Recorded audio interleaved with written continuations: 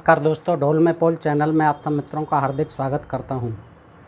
दोस्तों, श्री कृष्ण जी के बारे में हम जानते हैं कि श्री कृष्ण जी वसुदेव के पुत्र थे और सूरसेन उनके पितामह थे। और हम ये भी जानते हैं कि वो गोप वंश में पैदा हुए थे, नंद बाबा के यहाँ पले थे और जो है भादों की अंधेरी रात में उनका जन्म हुआ था। जेल में, कारागृह में बंद थे दोनों, वसुदेव और देवकी उनके माता पिता। श्री कृष्ण जी का जन्म हुआ और श्री कृष्ण जी जनजातीय थे, हमारे आराध्य थे। और वो जो है इंद्र से बहुत लड़ाइयाँ लड़ी और इंद्र द्वारा ही उन्हें छल करके बहुत परेशान किया गया उनको कई बार। और उन्होंने इंद्र की पूजा भी बंद कराई और जो है पर्वत और जंगल और वन, इनके वो देवता थे, उनकी जो है पूजा शुरू कराई उन्होंने। तो दोस्तों, श्री कृष्ण जी को कुछ लोग जो है कहते हैं कि वो यादव वंश में पैदा हुए थे। दोस्तों, मैंने बहुत अध्ययन किया, हरिवंश पुराण है, श्रीमद् भागवत पुराण है और भी कई धार्मिक ग्रंथ हैं, महाभारत है। तो हमें कहीं ऐसा वर्णन नहीं मिलता। हमारी जिज्ञासा रहती है कि श्री कृष्ण जी का वंश क्या था। कहीं कहीं उन्हें वृषणी वंश दिखाया, वृषण वंश के थे। तो दोस्तों, और वो यदु के वंश के बताए जाते हैं। तो आज हम ये देखते हैं कि वास्तव में श्री कृष्ण जी किस वंश में पैदा हुए थे इन ग्रंथों के आधार पर। तो दोस्तों, हमने जो है कुछ संकलित की है जानकारी और आपसे निवेदन करता हूँ कि इस जानकारी को आप जो है इस वीडियो के माध्यम से अवश्य देखिएगा दोस्तों। और अपने यादव मित्रों से जो है नम्र निवेदन करता हूँ कि वो इस जानकारी को कतई दूसरे रूप में न लें, अन्यथा न लें। मेरा मकसद किसी का कोई अपमान करना नहीं है और किसी जाति विशेष का या किसी देवता विशेष का, अवतार विशेष का, धर्म विशेष का कोई अपमान करने का कतई हमारा उद्देश्य नहीं रहता है दोस्तों। हाँ, ये जो जानकारी है ये हमारे लिए जितनी जिज्ञासा की बात है उतनी आपके लिए भी जिज्ञासा की चीज़ है। तो दोस्तों, मैंने कुछ प्रयास किया है, विभिन्न ग्रंथों से जानने की कोशिश की है कि आखिर श्री कृष्ण जी का वंश कौन था। तो दोस्तों, हमें यहाँ पहले से ही चलना पड़ेगा चंद्रवंश में। दो वंश हुए, सूर्यवंश और चंद्रवंश। अब ये श्री कृष्ण जी चंद्रवंश में पैदा हुए। तो श्री कृष्ण जो चंद्रवंश है वो ब्रह्मा के अत्रि ऋषि थे, ब्रह्मा के पुत्र अत्रि ऋषि ब्राह्मण थे। और दोस्तों, मैं आपको जल्दी में बता देता हूँ, ज़्यादा डिटेल में नहीं जाऊँगा, नामों से ही चलते हैं ताकि ये क्लियर हो सके कि श्री कृष्ण तक जो है कितने वंश चले, कैसे चले। तो देखिए, चंद्रवंश की प्रारंभ होता है, ब्रह्मा के पुत्र थे अत्रि ऋषि ब्राह्मण और उनसे जो है चंद्रमा पैदा हुए। और चंद्रमा बृहस्पति गुरु की, जो देवताओं के गुरु हैं बृहस्पति, उनकी पत्नी को लेके भाग गए तारा को और उससे एक पुत्र पैदा हुआ बुध। और बुध ने शादी की इला से, जो बैराज मनु की पुत्री थी, उससे महाराज पुरुरवा पैदा हुए। और महाराज पुरुरवा ने एक उर्वशी थी, उर्वशी से प्यार किया और उनसे 7 पुत्र पैदा किए। 7 पुत्र थे, आयु, अमावस, विश्वायु, शतायु, दृढ़ायु, वनायु और शतायु। और फिर स्वर्भान कुमारी प्रभा, ये आयु जो थे, आयु इनके पहले पुत्र थे। किसके? पुरुरवा के। पुरुरवा के जो आयु थे, सबसे बड़े पुत्र, इन्होंने स्वर्भान कुमारी प्रभा से शादी की और इनसे 5 पुत्र पैदा हुए दोस्तों। आयु के 5 पुत्र पैदा हुए, नहुस, वृद्धशर्मा, रंभ, रजी, अनैना, ये 5 पुत्र पैदा हुए। और फिर नहुस के बिरजा पितृकन्या से शादी हुई, तो यति, ययाति, संयाति, आयाति, भव और सुयाति, ये 6 पुत्र पैदा हुए। किसके? नहुस के। नहुस किसके पुत्र थे? आयु के। आयु किसके पुत्र थे? महाराज पुरुरवा के। महाराज पुरुरवा किसके पुत्र थे? बुध के। और बुध किसके पुत्र थे? ये चंद्रमा के। और चंद्रमा किसके पुत्र थे? अत्रि ऋषि के। तो दोस्तों, यहाँ तक आपने सुना कि नहुस के यति, ययाति और संयाति, आयाति, भव और सुयाति 6 पुत्र हुए। इसके बाद जो ययाति जो हुए, ययाति इनके जो है 2 रानियाँ थीं, देवयानी और शर्मिष्ठा। देवयानी जो है ये शुक्राचार्य जो असुरों के गुरु हैं उनकी पुत्री थी, और उससे यदु और त्रुवुस 2 पुत्र पैदा हुए, यदु और त्रुवुस। और ययाति की जो दूसरी पत्नी थी शर्मिष्ठा जो असुर पुत्री थी, उससे द्रुयु, अनु और पुर, ये 3 पुत्र पैदा हुए दोस्तों। ययाति के 5 पुत्र हुए, देवयानी और शर्मिष्ठा से, यदु, त्रुवुस, द्रुयु, अनु और पुरु। यदु जो पैदा हुए देवयानी से ययाति के, इनके 5 पुत्र हुए यदु के, सहस्रद, पयोद, क्रोष्टा, नील और अब्जिक। और ये यदु जो हुए, यदु इनके 3 पुत्र हुए, ये सहस्रद के 3 पुत्र हुए, हय और वेणुहय। ये क्लियर होना चाहिए दोस्तों। यदु के 5 पुत्र पैदा हुए। 5 पुत्र कौन कौन से थे? सहस्रद, पयोद, क्रोष्टा, नील और अब्जिक। अब ये जो है 3 पुत्र जो है सहस्रद जो बड़ा पुत्र था यदु का, उसके 3 पुत्र पैदा हुए, हय और वेणुहय। हय पहला, हय दूसरा, वेणुहय तीसरा। हय जो था इनका बड़ा पुत्र, उसके पुत्र हुए धर्मनेत्र, और धर्मनेत्र का कार्त का सोहंज, और सोहंज का मोहिस्मान। ये 4 पुत्र हुए हय के, जिससे कि ये हय वंश चला। और हय वंश चला जिसमें जो है कार्तवीर अर्जुन हुआ, सहस्रबाहु अर्जुन, जिसके के परशुराम ने 1000 भुजाएं काटी थीं दोस्तों। और माहिष्मान, भद्रश्रेष्य, दुर्दभ और कनक, ये महिष्मान के हुए। कनक 3 पुत्र, महिष्मान, भद्रश्रेय और दुर्दभ और कनक 3 पुत्र। कनक के जो था 4 पुत्र हुए, कनक के 4 पुत्र हुए। महिष्मान जो है हय का पुत्र था, हय का, जिसका हय वंश चला है इसी में।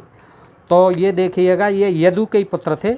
यदु का पुत्र जो है उसके 4 पुत्र हुए, धर्मनेत्र, कार्त और सोहंज और महिष्मान। और महिष्मान के भद्रश्रेष्ठ, श्रेष्य, दुर्दम और कनक, ये 3 पुत्र हुए। और फिर जो कनक था उसके 4 पुत्र हुए, कृतवीर, कृतौजा, कृतवर्मा और कृताग्नि। अब ये है वंश चल रहा है। तो ये कृतवीर जो था कनक का पहला पुत्र, 4 में से पहला कृतवीर, इसका जो है अर्जुन, सहस्रार्जुन हुआ, जिसका नाम कार्तवीर भी है।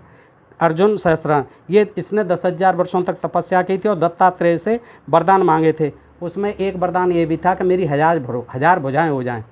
तो इस तरह से ये जो है इसको ही परशुराम ने मारा था। इसने जा कर के परशुराम के पिता को मारा था, इसलिए परशुराम ने मारा था। और हय वंश क्षत्रियों को, सबको, इसके जितने भी पुत्र थे सबका संहार कर डाला था। तो ये हय वंश था यदु का ही दोस्तों। यदु पुत्र, अब क्रोष्टा का वंश, ये तो है जो यदु का है पुत्र था उससे हुआ सहस्रद का जो पुत्र थे है। और अब जो है क्रोष्टा पुत्र था उसका, यदु का। तो यदु पुत्र क्रोष्टा का वंश देख लेते हैं। ये 34वां अध्याय हरिवंश पुराण में भी दिया है। कर वृष्णि वंश कहलाता है इसका, क्रोष्टा का जो वंश है वृष्णि वंश का वर्णन। इसमें जो है क्या है, अक्रूर और वसुदेव पैदा हुए हैं। कुंती, सात्यक, उद्धव, चारुदेशण और एकलव्य आदि पैदा हुए हैं। इसमें देखिए कैसे कि यदु पुत्र क्रोष्टा का वंश वृष्णि वंश कहलाता है। इसने यदु पुत्र क्रोष्टा था, इसने गांधारी से शादी की और माद्री से शादी की, 2 से शादियाँ की। तो गांधारी से अनमित्र हुआ, अनमित्र पैदा हुआ। और माद्री से पुत्र हुए युधाजित और देवमीढुस। माद्री से युधाजित और देवमीढुस, ये 2 पुत्र उससे पैदा हुए माद्री से। किसके? यदु पुत्र क्रोष्टा के। अब वृष्णियों का कुल इनसे चलता है, वृष्णवंश कहलाता है ये। तो वृष्णियों के कुल को बढ़ाने वाला उनका वंश 3 शाखाओं में बट गया। देखिए, वृष्णियों के कुल को बढ़ाने वाला उनका यह वंश 3 शाखाओं में बट गया। क्या? माद्री पुत्र युधाजित, और उसका जो है वृष्णि हुआ पैदा। वृष्णि और अंधक 2 पुत्र हुए, वृष्णि और अंधक दो पुत्र हुए माद्री के पुत्र युधाजित के, माद्री पुत्र युधाजित के वृष्णि और अंधक दो पुत्र हुए। और इसके बाद दूसरा पुत्र था स्वफल्क और चित्रक, ये वृष्णि के दो पुत्र हुए। ये दो, और स्वफल्क ने शादी की गांधिनी से, और गांधिनी और स्वफल्क के फिर पुत्र हुए ये अक्रूर जी।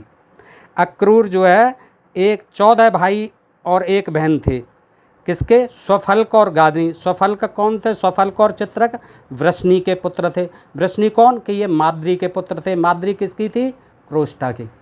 तो इस तरह से ये चलता है दोस्तों। और फिर अक्रूर और उग्रसेना पत्नी थी। अक्रूर और उग्रसेना इनके पुत्र हुए प्रसेन और उपदेव, दो पुत्र हुए अक्रूर जी के। उग्रसेना इनकी पत्नी थी। और यहाँ से क्रोष्टा के तृतीय पुत्र, यदु के क्रोष्टा के तृतीय पुत्र देवमीढुस, यदु के क्रोष्टा के यानी यदु के पोते के देवमीढुस के शादी हुई अस्मकी से, और उससे पैदा हुए सूरसेन।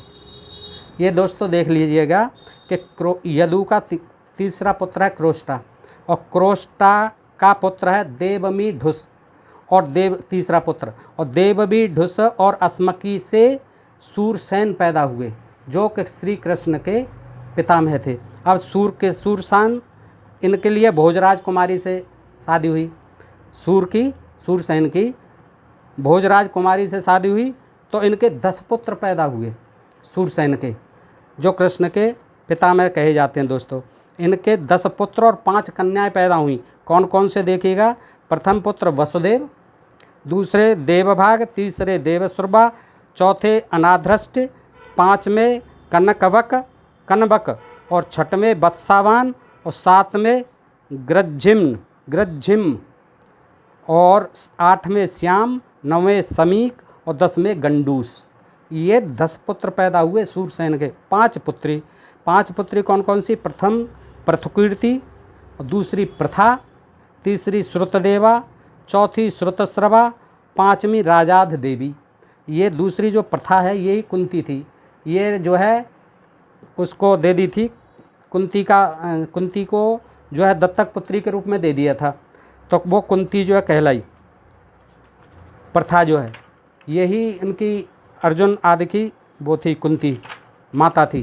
क्रोष्टा के सबसे, अब जो क्रोष्टा है यदु का पुत्र, क्रोष्टा के सबसे छोटे पुत्र सकल वृष्णवंशियों को प्रसन्न करने वाले अनमित्र, उनका पुत्र है क्रोष्टा का अनमित्र।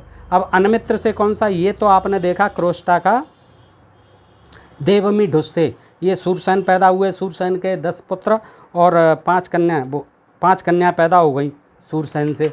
अब जो है क्रोष्टा के सबसे छोटे पुत्र सकल वंशियों प्रंश करने वाले अनमित्र से पैदा हुए सिनी, सत्यक, सात्यकी, असंग, भूमि और युगधर। यहाँ क्रोष्टा का वंश समाप्त होता है। ये क्रोष्टा का वंश यहाँ समाप्त हो गया, सूरसेन पैदा हो गए। अब वसुदेव के भ्राता, अब वसुदेव जो है इनके पुत्र थे वसुदेव, ये देख लिया 10 पुत्रों में वसुदेव हो गए सूरसेन के। तो ये वृषणवंश का यहाँ पर जो है यहाँ क्रोष्टा का वंश समाप्त होता है। अब वसुदेव के भ्राता देख लीजिए कौन कौन थे। उद्धव वासुदेव के भ्राता अनाथ दृष्ट ने अस्मिकी यशस्वी पैदा हुए।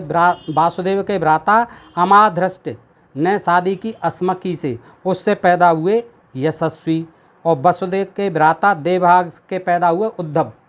ये उद्धव जी को सुनते हैं तो ये वसुदेव के भ्राता देवभाग के पुत्र थे। और वसुदेव के भ्राता अनाथ दृष्टि से और अस्मिकी से यशस्वी पैदा हुए। और वसुदेव के भाई देवश्रवा के शत्रुघ्न पैदा हुए। ये 10 भाई थे,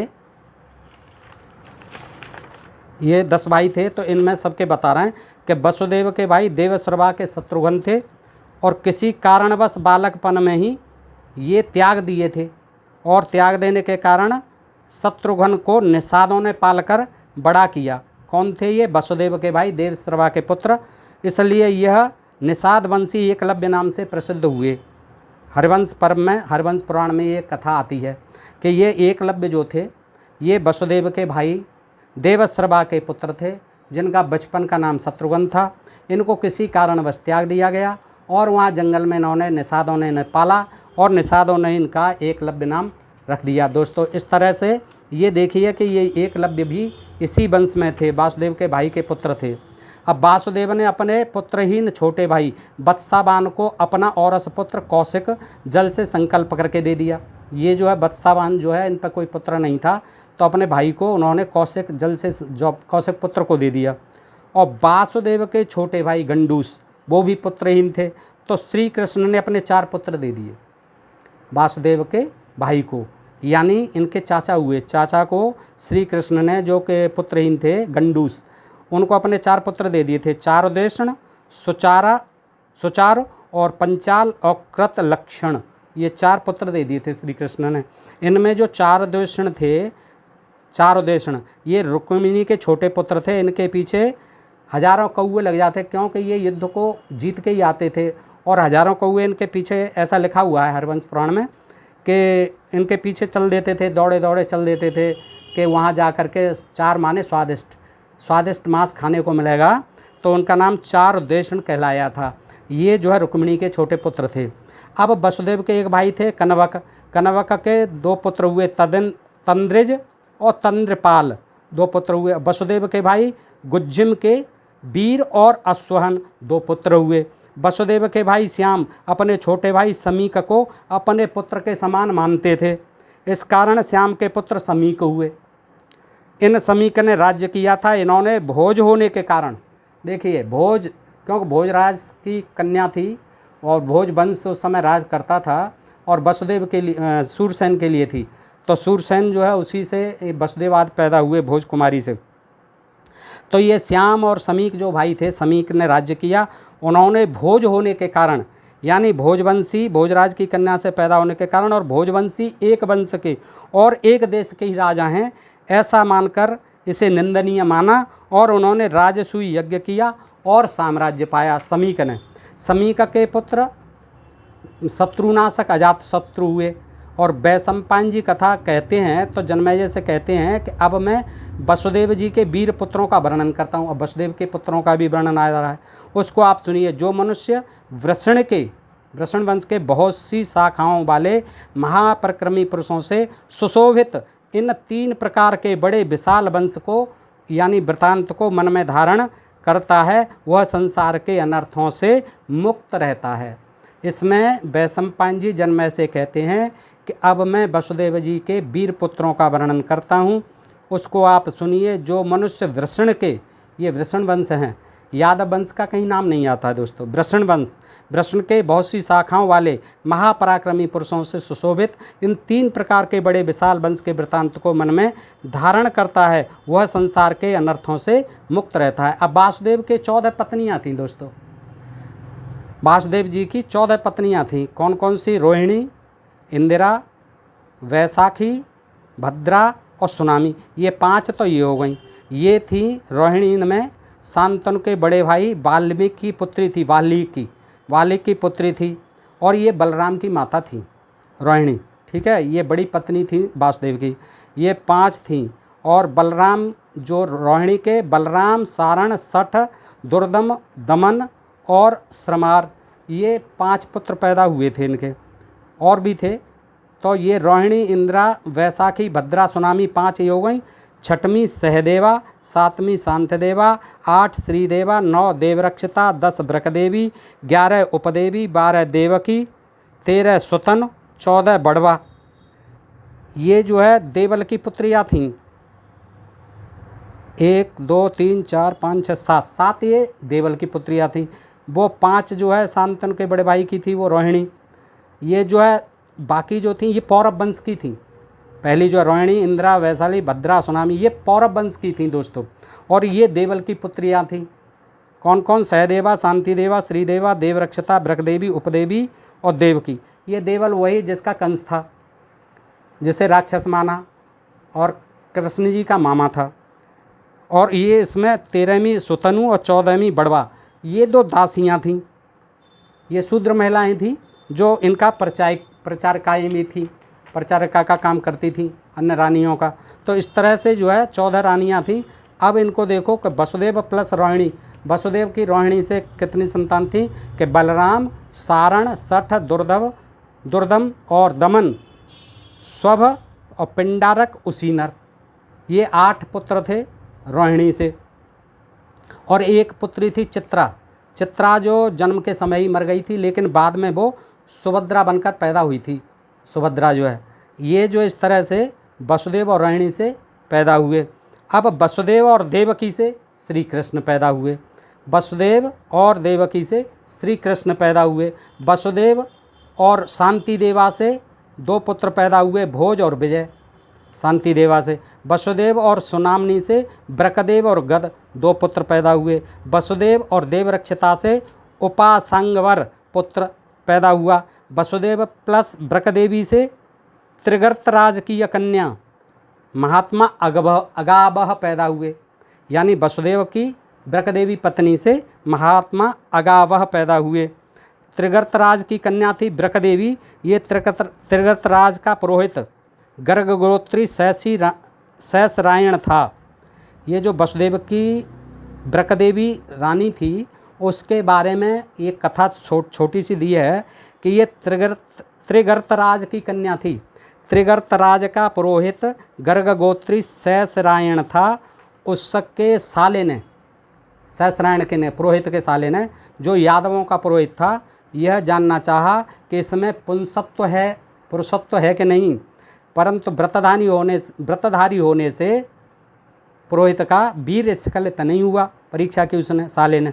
इस पर उसके साले ने हास्यवश उसको मिथ्या ही नपुंसक घोषित कर दिया। ये जो है पत्नी है वासुदेव जी की ब्रकदेवी, जो कि त्रिगर्तराज की कन्या है। उसके पुरोहित का मामला दिया है इसमें छोटा सा, कि उसको कर दिया 12 वर्ष का नियम पूर्ण होने पर मिथ्या ही नपुंसकता का दोष लगाए जाने के कारण गर्गगोत्री शैशरायण क्रोध में भर गए। इससे उनके शरीर का वर्ण लोहे के समान काला दिखने लगा। उन्होंने एक गोप कन्या का भी इसमें हवाला था। उन्होंने एक गोप कन्या के साथ सहवास किया पुरोहित ने। वह स्त्री गोप स्त्री का वेश धारण करने वाली गोपाली नामक अप्सरा थी। उसने गार्ग्य शैशरायण के अच्युत और दुर्धर वीर्य को धारण कर लिया।